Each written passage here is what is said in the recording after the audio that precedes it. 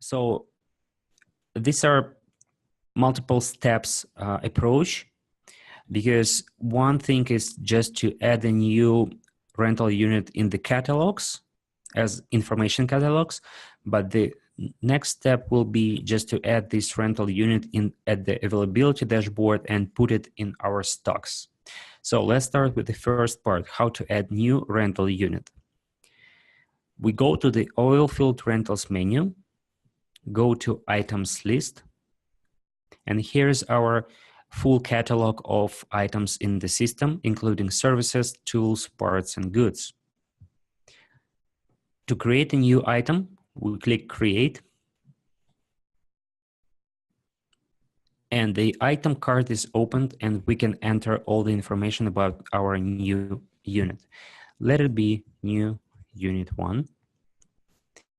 We select the type of the rental unit. It will be rental. We also can assign the combo unit type, material, service, or goods.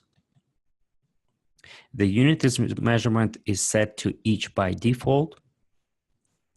We can add any comment to this unit or note for quote for the customer. On more details about the rental unit settings and properties that you can see over here, we have been discussing, we've discussed during our previous webinar about the rental items in the system. So please join this webinar or just find the video on our YouTube channel about these settings, and you'll get more information how to set up the new rental unit. But once we created a new rental unit, we save and close it. And here's our rental unit in the list.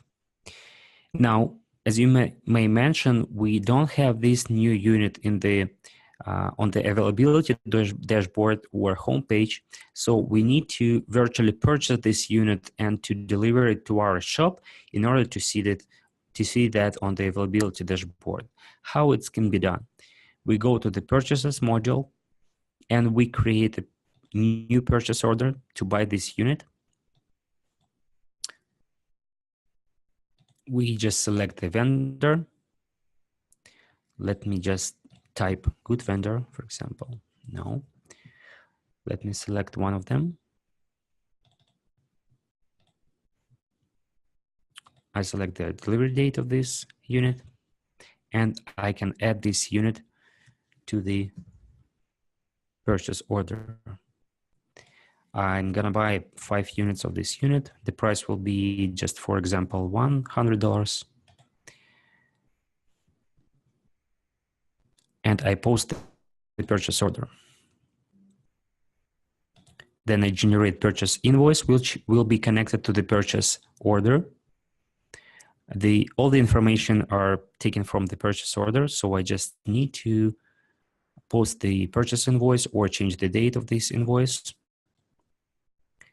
We can send it to our client, and I generate a bill of lading.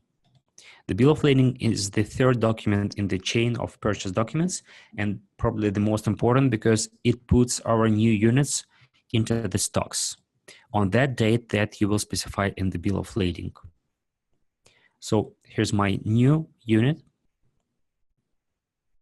and I need to pick up the quantity of the unit numbers because actually the quantity is 5, so I need to pick up the unit numbers. As soon as there is any unit numbers for this particular unit, I can click Add and create a new unit number. Let it be unit number 1. We can also add any details about this unit, as you can see here, like manufacturer serial number, etc. So I save and close. I create a new one.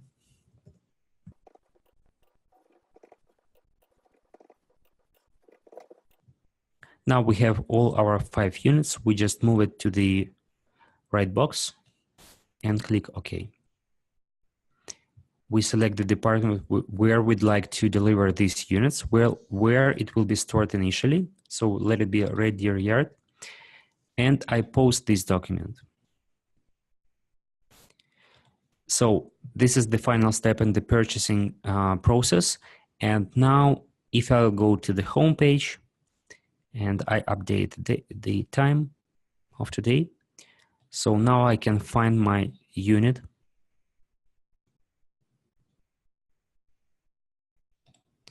We need probably some few moments to update the database.